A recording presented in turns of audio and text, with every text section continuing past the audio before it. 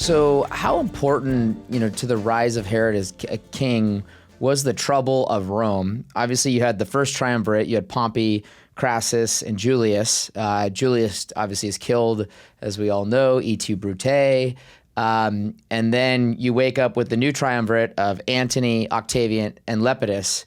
There was a power struggle. They needed to find a power sharing arrangement, and you couldn't play whack-a-mole in every part of the empire. So how valuable was that power struggle to really give Herod might and attractiveness to the triumvirate around that time? Herod would never have been king of Judea if there hadn't been the Roman Civil War. And the idea would not have occurred to him. Josephus gives us a nice story of an Essene who saw him as a child and who prophesied that he'd become a king of Judea and go to the bad. And Herod thought it was a joke. It was a joke. I mean, it was extremely unlikely that the Romans would ever choose somebody like him unless there was a crisis. And it's difficult to exaggerate how big the crisis was between 49 and 31 BC, everything leading up to the Battle of Actium. So just a huge amount of military activity all over the Mediterranean world, all just to ensure that individual aristocrats Roman aristocrats could make their bid to be more powerful than others. Sure. And what mattered most to Herod as a result of that was that the Romans ceased to notice the weakness on their eastern border. Crassus in 53 BC had invaded Parthia. Good reason in Roman eyes, which is that he wanted a victory. And for Roman aristocrats, getting a victory is the way you get prestige. Sure. Otherwise, no particular reason to invade. The Parthians hadn't done anything wrong and were showing no signs of wanting to do anything in the future to Rome.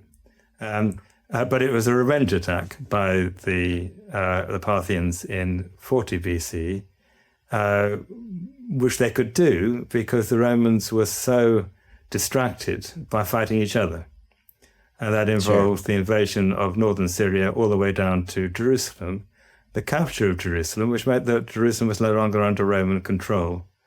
And that was the point to which Herod turned up in the Senate in Rome, seeking Roman support, which he needed not least in order to save his family. He'd left all his womenfolk in Masada, where they were holed up, but they weren't going to stay there indefinitely. They needed to be rescued. And he was only in Rome for a week, but within that week, they decided to appoint him as king of Judea in the hope that he could reconquer Jerusalem on behalf of Rome. Sure, because reading your book, the way you explain it from the account is they say, hey, you're king of Judea, which meant almost absolutely nothing other than you had a royal blessing, I'll call it, from Rome to go out and do whatever you need to do. And they would obviously provide some resources to you, but you had to, it's like a startup business. I'm giving you some capital. I'm giving you some goodwill. Go do something with it. And that's what Herod had to go back to Judea and begin. Is that a fair assessment? Yes. They didn't even give him many resources. So conquering Jerusalem required the intervention of Roman forces under the control of a Roman governor, Sosius. As far as Sosius was concerned, first of all, he had to be persuaded that Jerusalem was worth conquering.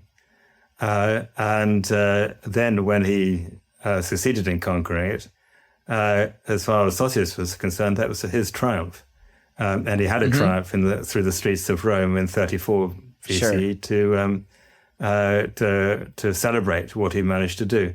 So Herod's main job was to make sure that the Roman soldiers didn't do what they would normally do, after a great victory at the end of a siege, which is to go wild. And that was standard, that there would be a period usually of about 24 hours. Plunder. Plunder. That is an important part of Roman military discipline, that the soldiers remain very disciplined until they've succeeded, and then once they've succeeded, they're allowed off the leash for 24 hours or so, and then they come back under discipline again. Not this time, because it was Herod's new capital, so he would quite like to have it in one piece, more or less. It reminds me of a sports team winning a major championship or a world title. They're allowed to go crazy for about a week. Cole, I want to real quick. I want to go back to something Martin said about what the generals wanted was a victory. And I know it's a fiction movie, but in the movie Ben-Hur was chained and he rescued the general who was going to just go kill himself out on a float in the water, and then they came and saved him and said, by the way, we won a great victory. And then all of a sudden he goes back to Rome and he's the top dog again, just like what Martin says, that's all that mattered to these guys was the victory. So Herod fights a battle with Pappus. How divine was his intervention in this problem? I know Herod was clearly aware that he'd had a difficult life already when he was young. All sorts of things that he'd managed to scrapes that he'd managed to survive through. Sure. Unlike his father Antipater, who ended up being poisoned. And then when Herod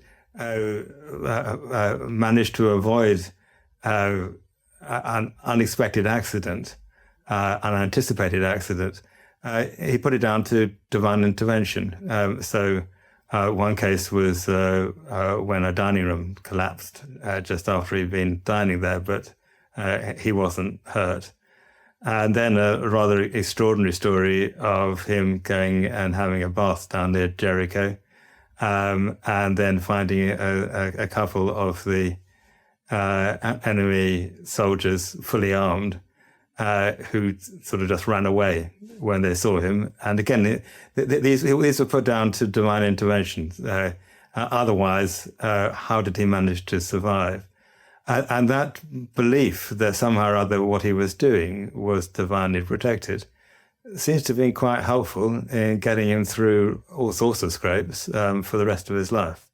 The scene I thought of when he's taking a bath, the guy's coming. I actually thought of Gone with the Wind, when the Yankee officer comes in and tries to steal money. Here you are, the enemy's in your home, and that was the scene in my mind that I thought of Herod, taking a bath, and the enemy walks in, and they're more worried about getting out of town, and so for some reason, Gone with the Wind came to my mind. Also, on the divine intervention, there was a pattern. In the Old Testament, where God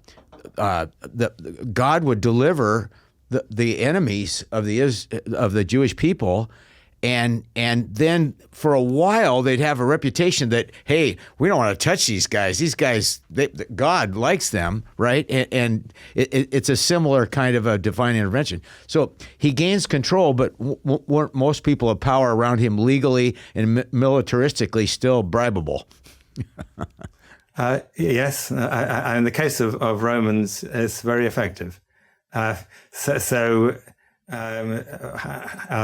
money, or in Herod's case, the expectation of money, because when he was in Rome in 40 BC, he appears to have been there without any cash at all.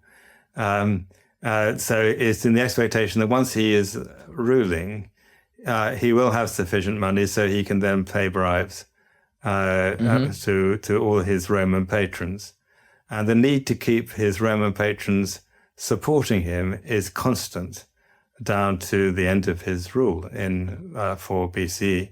And one of his problems was that who his Roman patrons should be was not so obvious until the end of the Civil War, because in his part of the world, there were a whole series of different Romans who were in supreme power, from Pompey to Julius Caesar, to Cassius, who'd killed Julius Caesar, to Antony, and eventually to Octavian. And he had to shift allegiance from one to the other without looking as if he was completely untrustworthy. Not an easy thing to do.